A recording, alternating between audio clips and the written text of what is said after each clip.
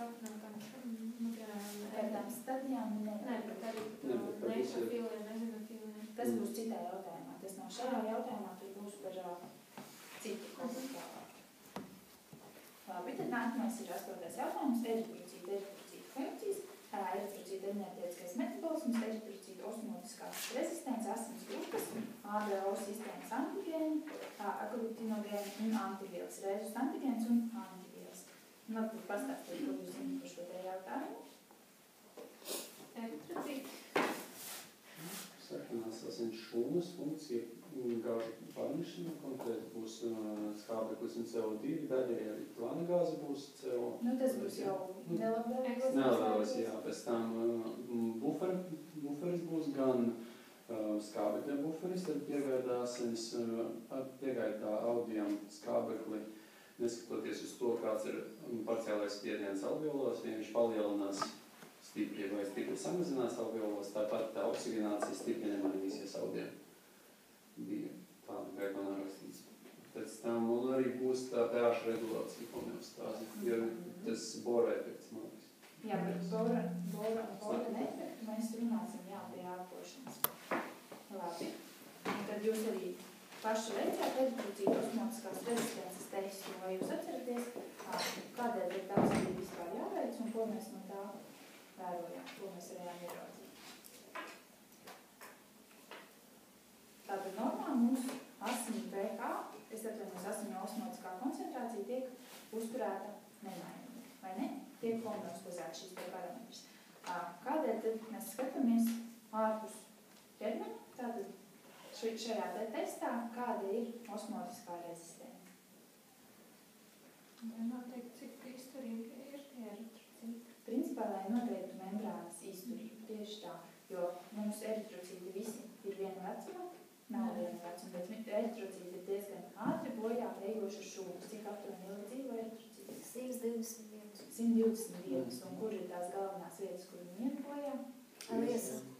Liesā un aknās, principā. Tur, kur ir šis te smalkas kapilāru tīklojums, un šie te eritrocīti vežas ietekmēs gar kapilāru sienām, tie, kam ir vāja šī te membrāna, vienkārši iet bojā. Un tātad, kāpēc mēs skatāmies osmotisko rezistenci? Tātad, ka tas ir tā kā veids, kā netieši mēs varam pārbaudīt šo te membrānas izturību. Jo, kas ir osmotiskā rezistence, principā, tātad ūdeni ejot iekšā šūnā vai pametot šūnu, arī notiek šī te membrānas vai tā kā iestiepšanās vai tieši pretēji, un tie eritrocīti, kam ir vājāka šī te membrāna, ies bojā. Šī te membrāna vienkārši pārplīsīs. Un kā jums sanāca tie rezultāti, varbūt jūs no galvas zināt? Pie 44% nātrija klorīda datumiem vecajām, tad 3,8 jānīs. Jā, un šeit svarīgi jums bija minimālā un maksimālā koncentrācija, un kas tas tāds bija, kādēļ bija minimālā, kādēļ bija maksimālā.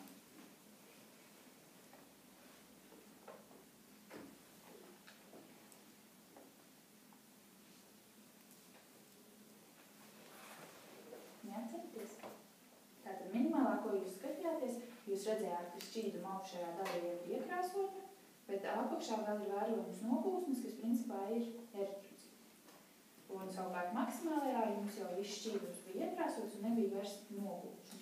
Un tas pamatojums minimālā ir tas brīdis, kad sāk iet bojā šie te vecie eritrocīti. Kad vecie ir gājuši bojā, līdz ar to šķīdums jau iekrāsojās, bet jaunie un spēcīgie vēl ir veseli. Līdz ar to jūs redzat arī šīs te nogūsmas. Savukārt maksimālā ir, kad jau pilnīgi visi eritrocīti ir gājuši bojā.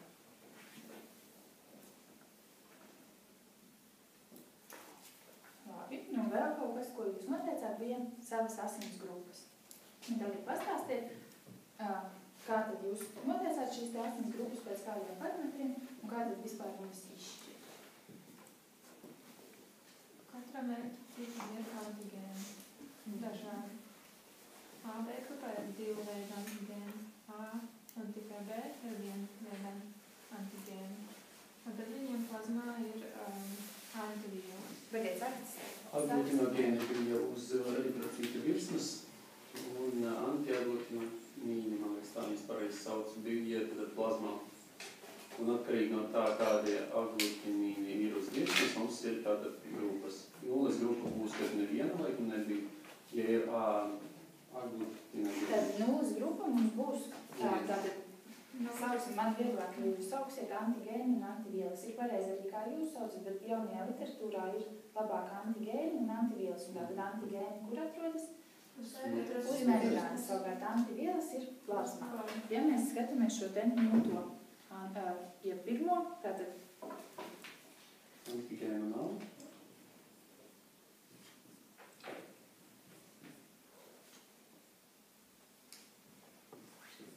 antigēnu nav un plazmā ir. Ja mēs skatāmies A, A un B antigēnu. un te ir loģiski otrādā, un šeit te neviens tieši tā. Bet abi antigēns. Gan A, gan B antigēns tieši tā, jā. Tātad tas kopējais likums, ja ir antigēns, tad nebūs attiecīgās antivielas, savukārt, ja ir antiviela, tad nebūs antigēni, jo kas notiek, ja ir, piemēram, mums ir A grupa, un mums pēkšņi parādās asinīs A antiviela. Aglutinācija. Kā jūs saprotat, ka kādas principā salīdz kopā tieši tā. Un vēsturē netika ātri pamanīja šo te asins sadarību vai nesadarību, un diezgan daudz cilvēku ir gājuši bojā, jo pārvērt asins ir dzīvīgi. Citreiz tas ir nepieciešams, lai glābtu dzīvību, bet ja jūs pārvērt nepareizās asinis, tad cilvēks iet bojā. Un arī tādas grupas ir cilvēkam, bet vispār dzīvnieku valstī ir daudz vairāk grupu, piemēram, suņiem ir 5 šīs te grupas, tā kā tā nav absolūta patiesība vienmēr un visur. Ir arī variāblas šīs te antivielas un antigēni.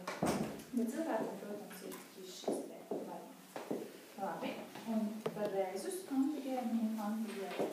Tas ir antigēns D, kur plazmā nav antiviela.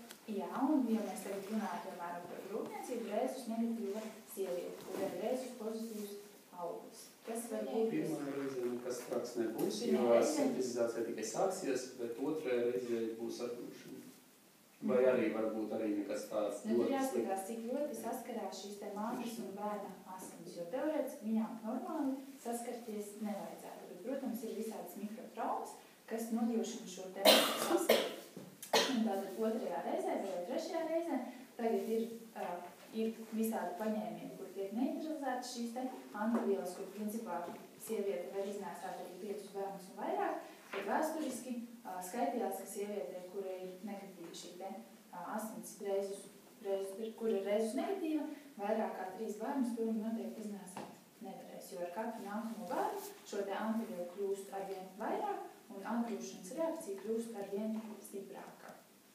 Tas nav obligāti, ka pēc pirmā bērna būs, otram bērnam būs atgrūšanas reakcija. Nē, tas nav obligāti. Tur jāskatās, cik jau ir veidojušās šīs te antivielas. Jo iespējams, ka pēc pirmā bērniņa tās antivielas asinīs nemaz nav vēl izveidojušās. Labi.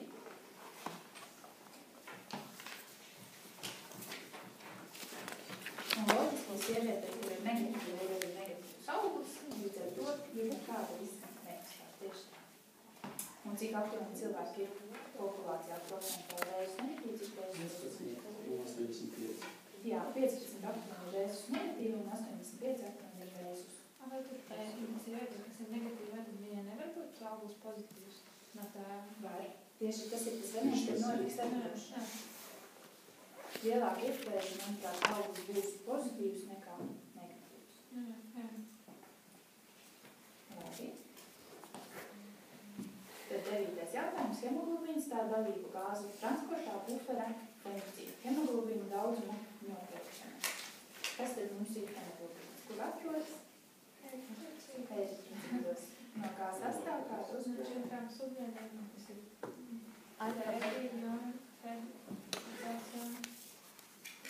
Četrām hēma grupām apkārt vienu dzels vilni. Jā, tātad, un ja mēs skatāmies, tad principā šī ir hēma daļa un aminoskāru daļa. Un ja mēs runājam, vai tas ir tālāk kaut kur, ja mēs runājam, pie kā saistās skābeklis un pie kā saistās CO2. Pie dzels? Kurš? saistās skābeklis, Jā. CO2 pie ēnas. Saistās pie šīm te aminogrupām. Tad, ja mēs sakam, piemēram, tad ir aminohemoglobīns. Mēs tā saucam, tad, ja šis te loģiskākā gāze ir saistījusies pie hemoglobīna, uzsverot to aminohemoglobīnu. Tātad, kas ir arī jāatcerās, ka šīs te vietas ir dažādas, tātad līdz ar to nav arī konkurences. Tad skābeklis saistās pie dzelzs. Un vanagāze arī pie dzelzs. Jā, un atšķirībā skābeklim, atšķirībā no vanagāzes, skābeklis saistās ar šo te vāju saiti, principā viņu var viegli atdot, savukārt CO, kas ir vanagāze, jau saistās ar spēcīgu šo te saiti, līdz ar to vanagāze nespēja atdot, līdz principā visas asins tiek piesārņotas ar vanagāzi un nespēja pildīt vairs savu skābekļa pārnešanas funkciju. Ko vajag darīt? Vai arī nekā izdarīt būs jauns? Izelposies. Viņi ļoti lēni tā vanagāze kādu 6 stundu pēc pīpēšanas laikā izdalās. Tas ir jādara. Nu jā, bet vanagāze pīpēšanas vanagāze jāvēr prom no tās telpas, kur jums ir vanagāze. Nu jā, tur ir baro kameras pēc ugunsgrēka cilvēki. Tur tā kā mums ir jāizdarams. Ir kā man pazīstams ielikt kādā skābekļa telpā. Nu jā, baro Slimnīcā. Jā, baro kamera, tāda speciāla, tā kā ar spēku. Tā kā. Jā, tā kā baro kamera ir spiediens, tātad ir lielāks spiediens šim te. Un tātad loģiski būs arī lielāks spiediens arī šajās te plaušās, un tādā veidā varēs ātrāk notikt šī aktīvīšana. Labi, kā jūs saprotat bufera funkciju? Nevienam. To, ko es teicu par skābekli, tad maz atkarīgi no tā, cik liels parciālais spiediens ir alveolās skābekļa. Ja ir ļoti liels, piemēram, tad, man liekas, Kaitanam bija minēts ar 500, es domāju, ka dzīvesudarbas milimetriem un līdz 60, tad zemes spiediens, tad auga oksiginācija no tā mainās ļoti maz. Bet kādēļ paskaidrojiet diskusiju kā? Tur bija tas saistīts ar hemoglobīna disociācijas likmi.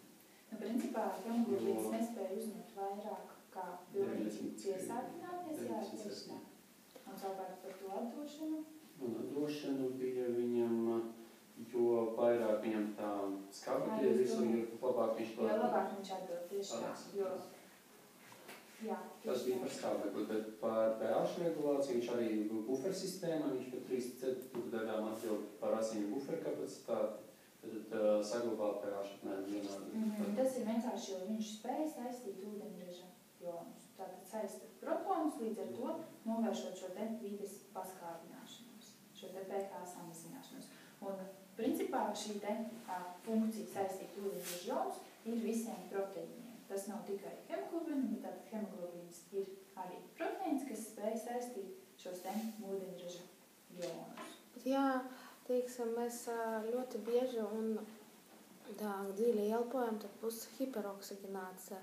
Un tad mūsu bufersistēma nevar izturēt šitu hiperoksigenāciju, cik es saprotu. Viņa saistā, sistēma saistā ūdeņraža jonus, bet tā kā visu laiku arī piesaistās pie skābekļa, būs, tā kā es saprotu, kā vienu daļu viņam var nodrošināt, bet no otras puses nevar nodrošināt. Bet tā nav vienīgā bufersistēma. Asinīs, tur mums arī ir jautājums, tātad ir daudz šīs bufersistēmas, un ja vienas bufersistēmas kapacitāte tiek izsmelta, tad tas nav vienīgais veids, kā atbrīvoties no šiem te ūdeņraža joniem. Tātad, kur vēl jūs noteikti zināt, kā vēl var atbrīvoties no ūdeņraža joniem? Filtrācija mierēs vēl? Jā, tieši tā, filtrācija mierēs. Nu jā, principā tas arī ir galvenais, kas nodrošina. Jūs varat vēlreiz par bufersistēmu? Jā. Tur būs atsevišķi jautājums. Mēs pārunāsim tālāk par šiem bufersistēmu veidiem cilvēku organismā. Labi, hemoglobīna daudzuma noteikšana, kā jūs noteicāt? Salīgi. Ko jūs tur skatāties? Sajaucām sākumā, man liekas, mums bija jāsalauž tas visas šūnas, līdz ar to hemoglobīnu ārā, un pēc tam jādabū pēc tās tāda šķīruma līdzīgu krāsu. Principā pēc krāsu reakcijas. Jūs pateicāt, cik daudz hemoglobīna